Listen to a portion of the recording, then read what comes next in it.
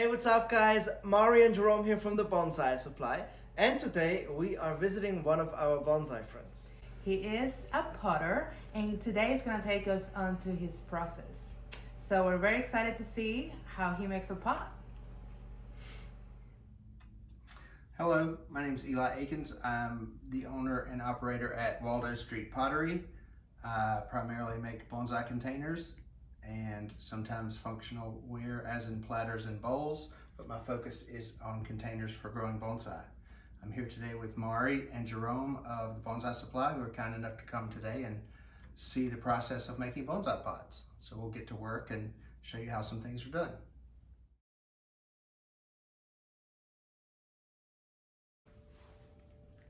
The first thing we're going to do is prepare our clay. I use a commercial clay currently that is a stoneware that has a lot heavy grog content, which helps me make bigger pieces and helps them with their integrity and helps them stay together better in the firing and the process of drying. We have about 5.5 pounds here.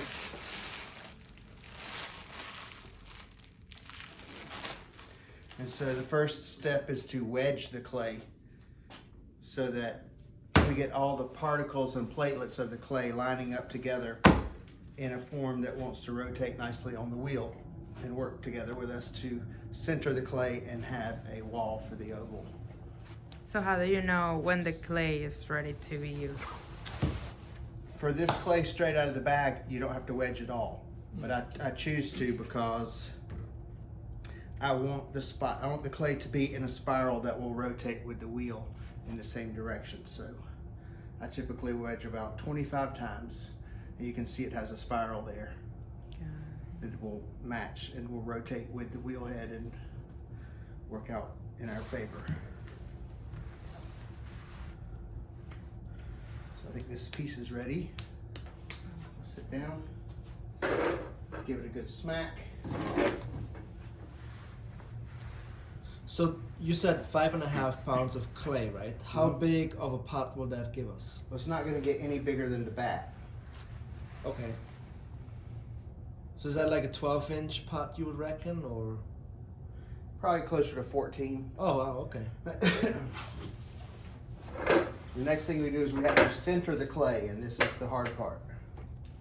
Get the clay to want to line up with itself and line up with my hands, line up with the wheel to give us a pleasing form that's not wobbly or wonky.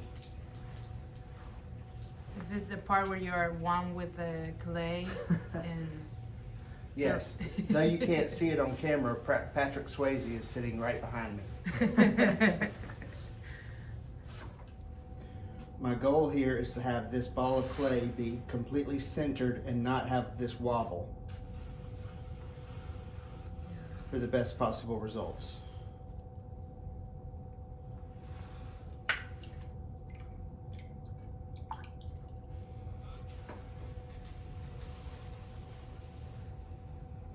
This is called coning up, where this helps you get the clay. You cone up and then press back down, and this centers the clay on the wheel head.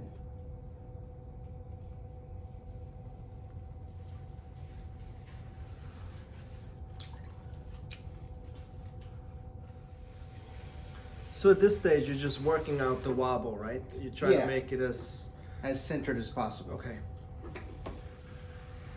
Almost, but not quite. And now you're starting to reduce the height of it.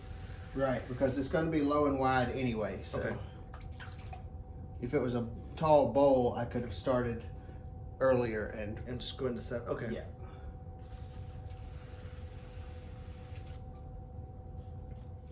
So now I'm going to open the clay. And to make an oval, if I was going to make a round pot, I would open the clay and stop about right here, and then pull it out to make a round pot. But to make an oval, all I want to make is the wall. So I'm going to open the clay all the way till I'm touching the wood bat. And then we marry it with a slab after we've shaped the oval. Now I'm opening all the way to the bat head.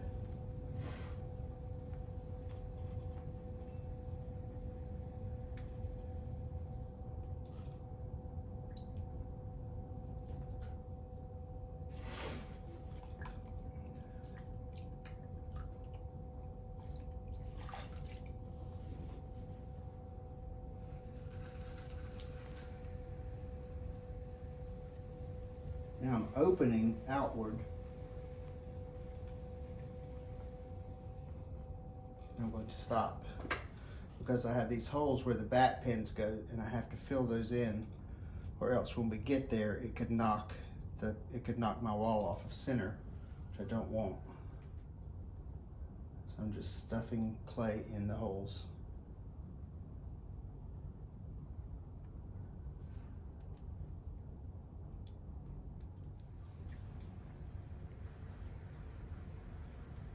Hopefully as smooth as possible. Try to implore my yoga breathing in this so I don't hiccup and bounce anything around and knock things out. But it's staying pretty much in center now, which makes me super happy. So now that I'm getting some width, I'm going to slow down because the centrifugal force it naturally wants to expand now, and you can easily make a mistake if you're going too fast due to centrifugal force. But I am at the point on this bat. You remember I stuffed the clay down in those holes? I'm at those holes now, so I have to not pull across the wood so much. I have to lift my finger a little bit to get over those holes, or you can put an air bubble in there that will cause us a problem. So far, so good.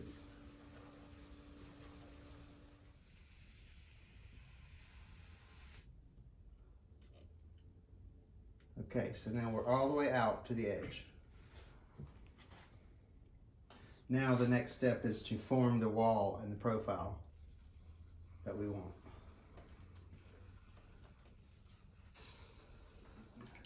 So now I'm going to just curve the top end just a little bit. Again, because centrifugal force, the clay naturally wants to splay out, and I want to try to keep it in. And if it's going to go out, I want it to be because I took it out and not because it just did it.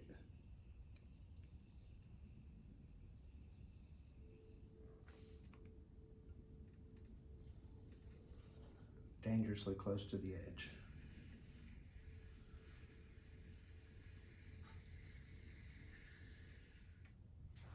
Now I could add texture, I could add place to put a coil, a band on this pot. I could do a lot of things at this point, at this juncture. I'm going to compress from the top down now with this stiff rib to get prepared for this lip I'm going to put on here. And then I take a wooden rib that was handmade for me by a very nice person and a man who makes bonsai stands up in Knoxville named Michael Livingston from Bonsai Inspired Woodworking. And this little notch here creates a very sweet lip for me on my pots.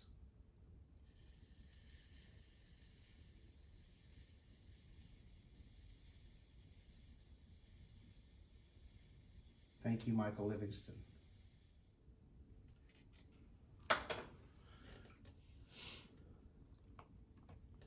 Now I'll find my wine cork, and this is a tool, this is a piece of chamois to connect it to a wine cork so it floats in my bucket. But this tool helps smooth out any rough edges on this lip.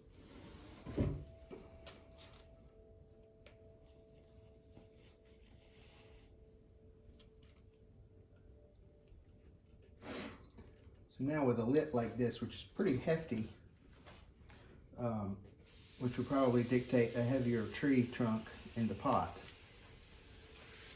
Another wonderful teacher of mine, Glenn Dare, taught me early on in one of my throwing classes with him that when you have a lip that's heavy, if you put a detail line in the lip, it sort of breaks it up to the eye a little bit. So I'll just take a chopstick, put a little detail in there, and the glaze can pool in that divot and create nice effects, or just create something visually extra.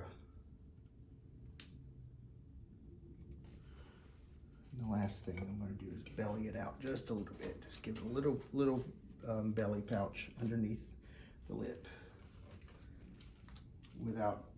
hopefully without pushing the lip out. I can push the belly out a little bit.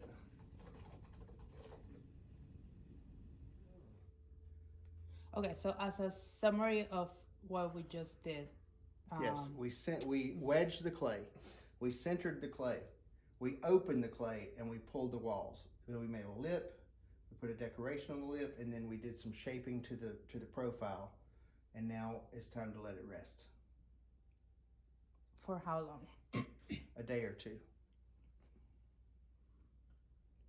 So you can, when you let it rest, you put it under this plastic here, right? Yeah, I'll put a piece of newspaper on top and then the plastic.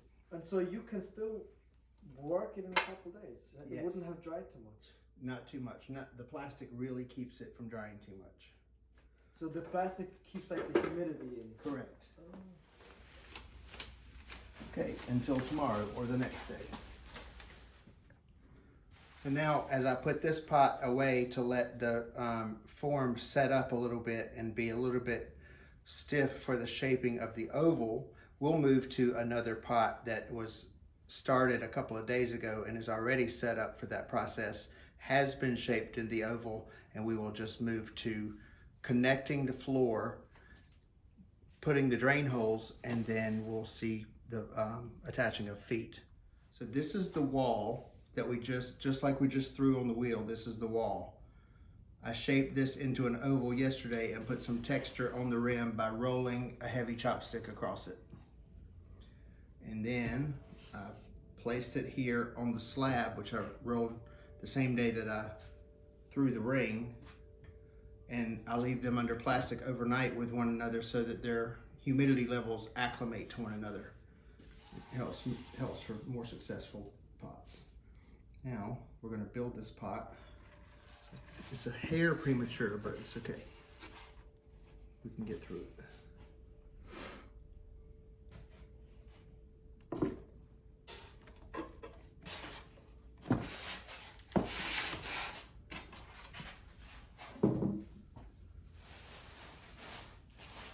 Get what the French chefs call my mise en place, the tools in place. I have to have slip out of my throwing bucket, so that I can glue these pieces together.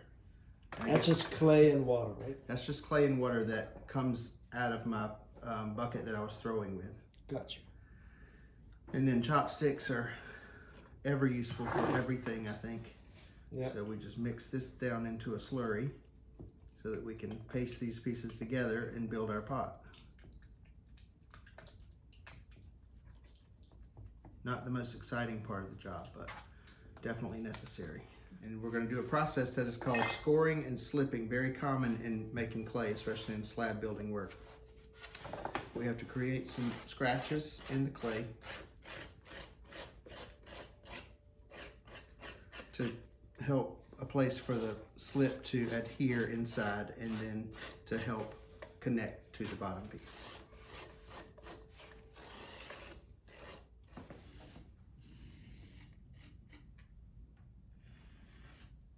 I hope you're getting those sounds. Oh, absolutely.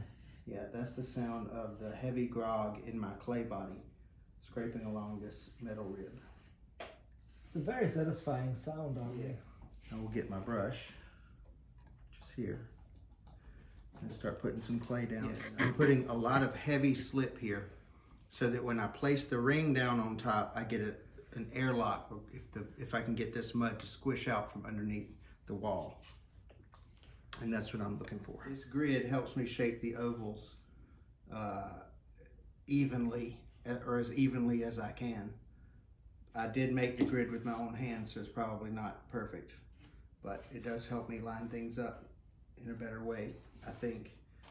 So now that we're ready to attach, so pull this, and after I have shaped the oval, I measure it, and I make these registration marks that tell me where to, and put marks on the side, on the ends, that tells me where to line it up. And then once it's on here, I line up my registration marks, and I give it a little wiggle to get this mud all throughout and create that airlock I talked about.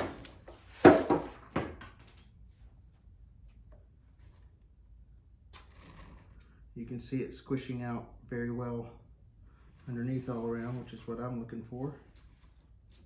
Line it up, squish it out. Line it up and squish it out. So now I'm just going to clean up a little bit, Clean the slip that squirted out from under. Get ready for the next thing. Now that's done, I'll go around with my finger and just try and press down this inside lip of the bottom of the wall, and in the process more slip will squirt out, and I'll have to just collect it and put it off there. But as it stands right now, I'm pretty happy with how this is going.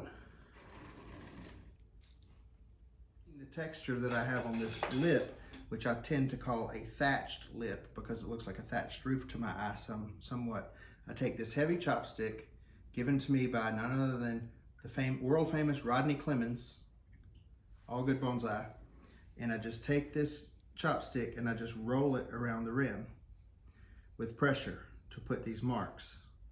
And I usually go around more than one time because once is just not enough. But that's pretty much how I do it. This texture just sort of helps break it up a little bit to the eye. It gives a place for the glaze to do something interesting.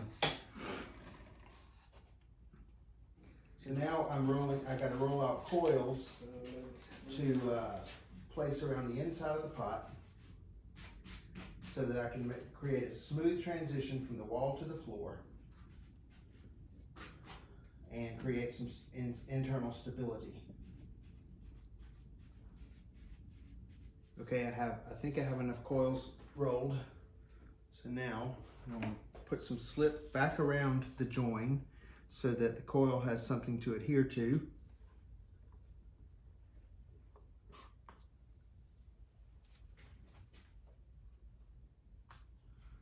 And then we just start laying this in right in the crux from where the wall meets the floor.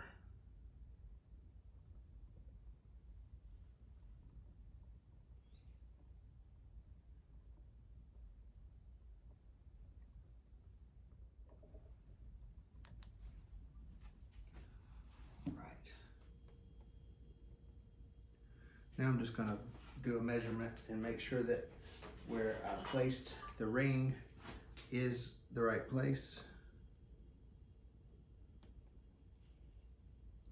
And that's pretty dead on. So that's going to be 14 inches across. Let's see what the length is going to be. It's going to be approximately 17 by 14 on the outside view. And what is this pot going to end up being? Like, what's the shrinkage? Is it like 10% or? The shrinkage is for this clay body is just under 10%. Okay. So it'll probably end up around 16 by 13 and a half maybe.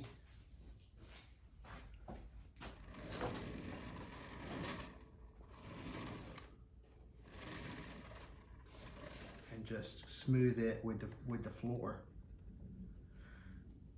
all the way around. And this just helps marry this coil in with both parts, the rim and the floor.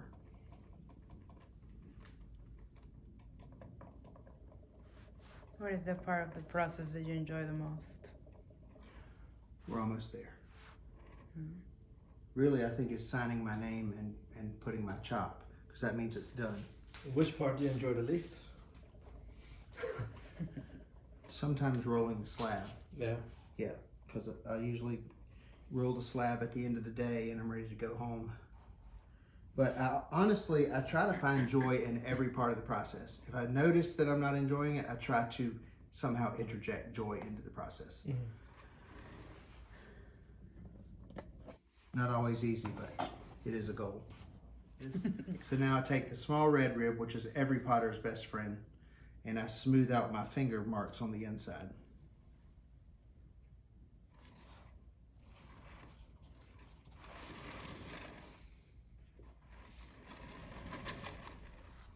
Also, compression in making clay is your friend, so this also helps compress the clay together, and that makes it stronger. Makes for a very nice finish on the inside. You can see that there's a very nice contour and nice transition between the wall and the floor now after doing this work, and that's quite pleasing for me. Okay, now that is done, and I'm going to measure out for the holes now. It's not quite centered, but it's handmade, so Perfection is not the goal.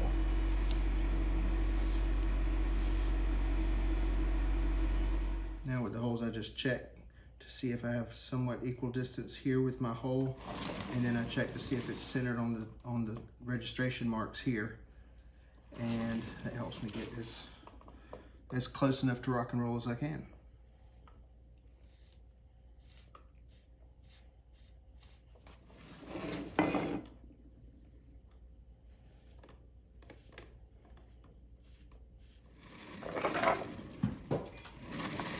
Now I'm just smoothing out the edges because I hate to run my fingers through a drain hole and it's sharp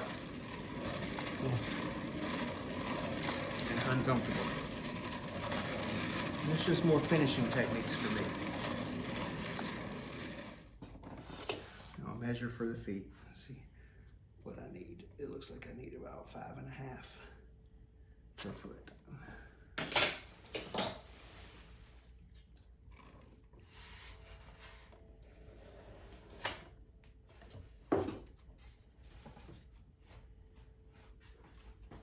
The feet from the same slab I'm using as the floor of the pot, because I figured very early on that if I made the slab the relative thickness of the pot, and then I could cut the feet out of the slab, the proportions would stay relative through the whole pot. Oh, I got you.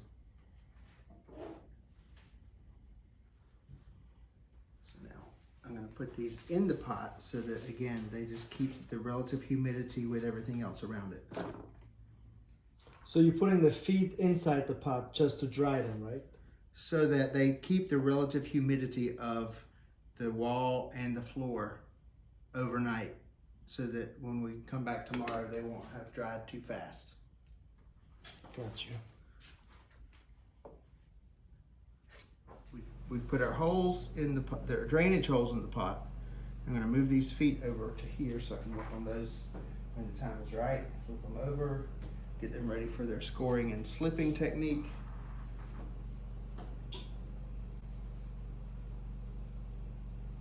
Now I'm going to take my knife and cut the slab away. I need to make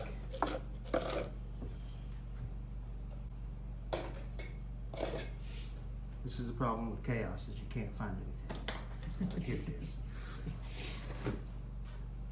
That's up a line here.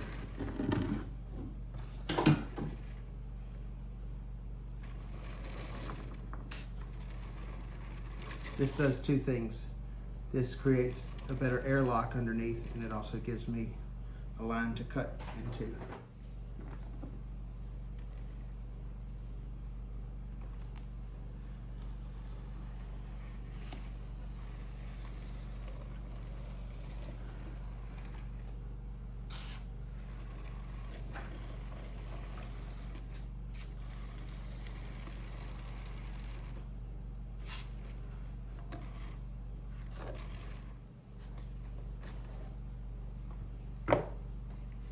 If I have enough left over on the outside, I'll make some kusamono pots out of it, but today is not that day.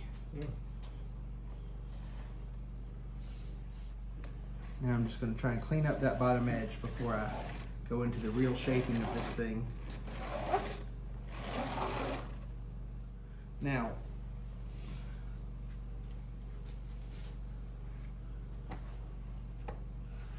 place a little protector in there. And then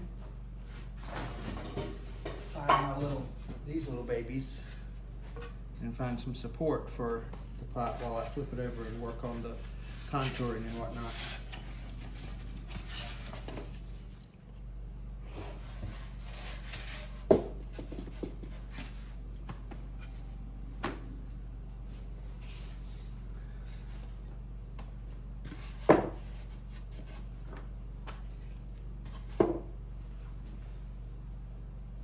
I think that's it.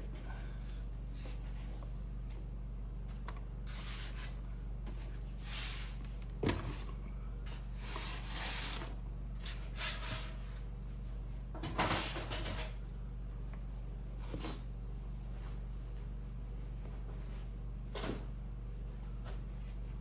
want to smooth my drain holes on the bottom side. that are not irritating to our fingers when we're using the pot.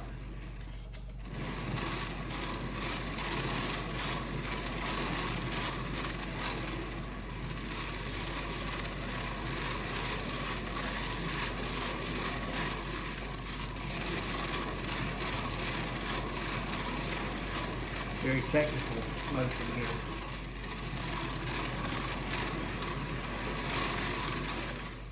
Now you can make a lot of decisions here with what this final pot's going to look like, because you can just make it follow the curve that's there, or you can make it swoop out a little bit and put a line there. You can do a lot of things at this point.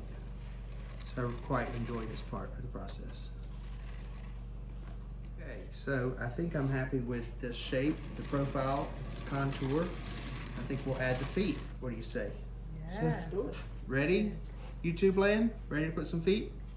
Let's get some feet in. Here we go. Feet don't fail me now. So I placed the feet approximately where I think they're going to go.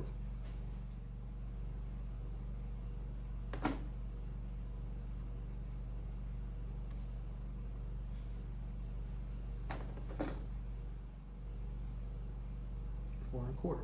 There it is. The other side, same distance.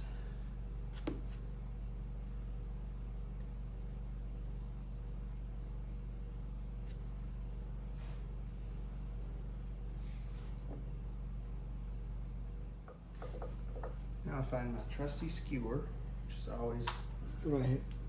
all right. Perfect. Take my registration marks for where these are going to live.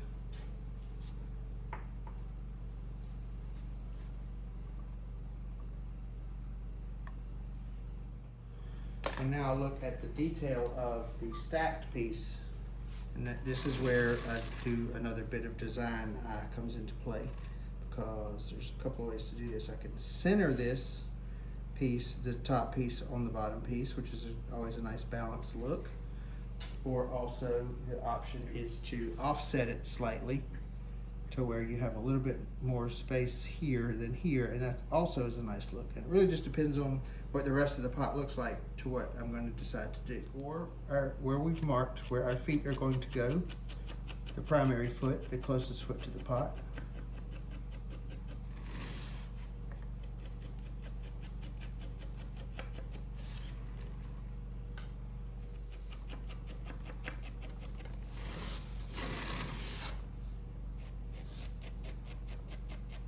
Yes, I have scored the pot. Now I'm scoring the feet to attach to the pot.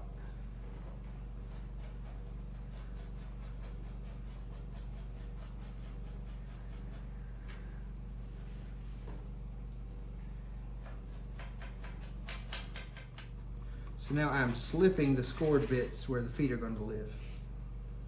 I'm really going to pile it on, just like when we attach the ring to the floor. Make a good airlock with the mud squirting out from under the feet when I place them. Now I'm going to slather it on the feet, and I'm not making it all big and muffy. I'm just filling in the scores. Back, and we're going to have to measure again, so we make sure we do as good a job as we can. Thank you, Ron Lang, for the lessons. There's one.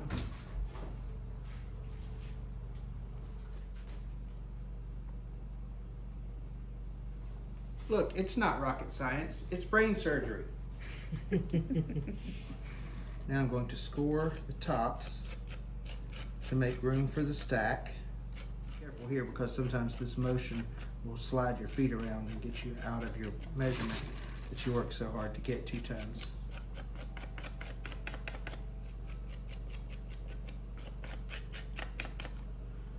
Here we are in scoring and slipville. I'll clean up the outsides, get some slip on here.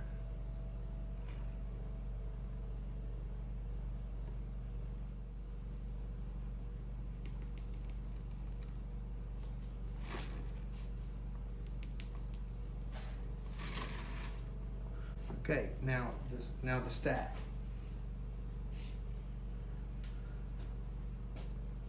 when I began, I only did one layer, and then I figured out I could put a second layer, and I really enjoyed the look. So I've pretty much done that exclusively on all my pots ever since.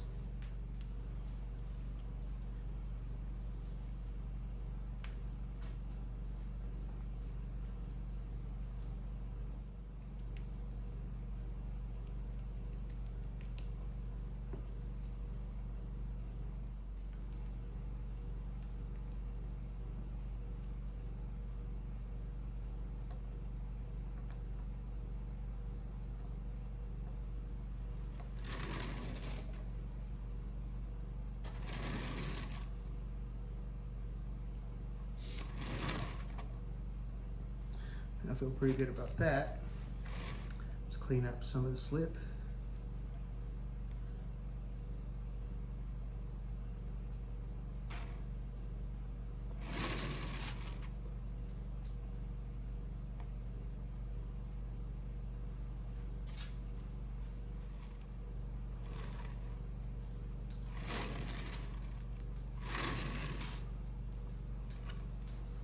So now I go in and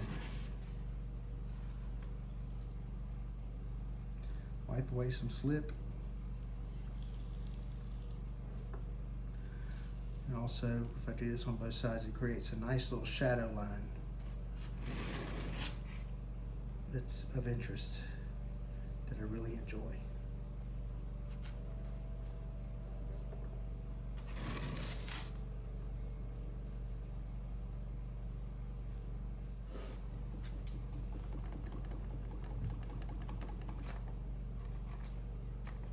Which is all hand and goes into the hand making thing.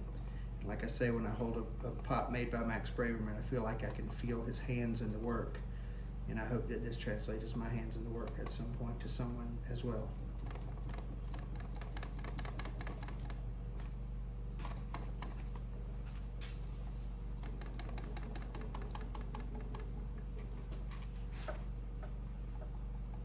Giving me carpal tunnel syndrome, but until that time, so we go.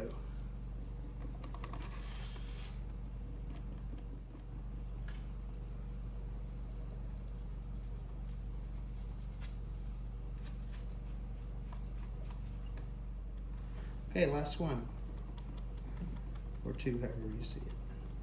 And then we'll do the final steps and call this one done. Let it dry slowly. I just use a drill bit, big enough for most of the wire that we would need to tie down a tree.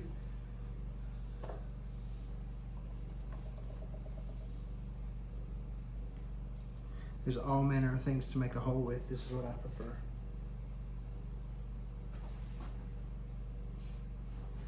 And another thing that Rodney taught me that I really appreciate is to put the wire tie holes behind the feet so that you can hide the wire. I like that. Yeah. Thanks, Rodney. It's all your fault.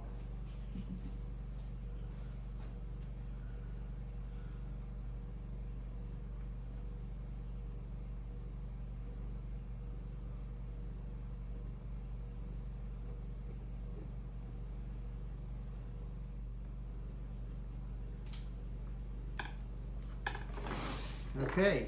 Looks great. Now, the very final bit, mark it.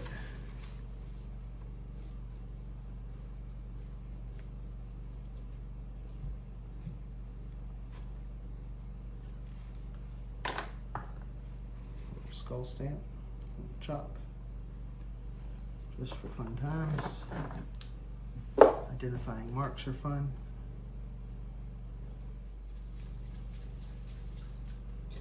Takes just enough to be tall enough to peek up over the foot.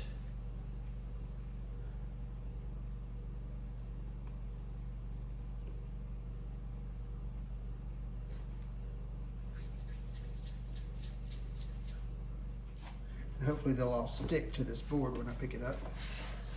Pretty much, yes. I'll flatten them out to the perfect size. And through both of the firings to get this pot completely finished, these will live under the pot in the kiln. because it'll shrink more in the kiln as it's firing, and these balls will shrink with the piece and continue to support it in theory. Okay. We got to do a little bit of fixing on the inside, and then we're really done. And this time I really mean it.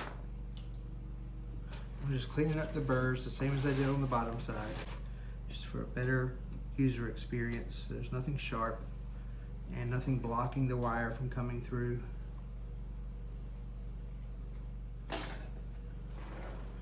And I call this a finished pot. So what happens now is I put plastic over, put it on the shelf, let it dry for as long as it needs to dry completely to bone dry status, to where the clay is no longer cold and it is free of as much moisture as it can be naturally before we put it in the kiln and fire it to the bisque temperature of cone 04. I'll have to look up what that actual temperature is. I believe it's about 1800 degrees, but I'll tell you. The bisque temperature is between 1915 degrees and 1971 degrees. Somewhere in there, the pot becomes free of moisture and ready to glaze. Then we will glaze it with the preferred glaze and then put it back in the kiln to cone 6. To explain that temperature yesterday, 2232 to 2264, I think. Once we have put the pot in the bisque firing and it comes out, it's really usually an ugly color of pink, like these pots.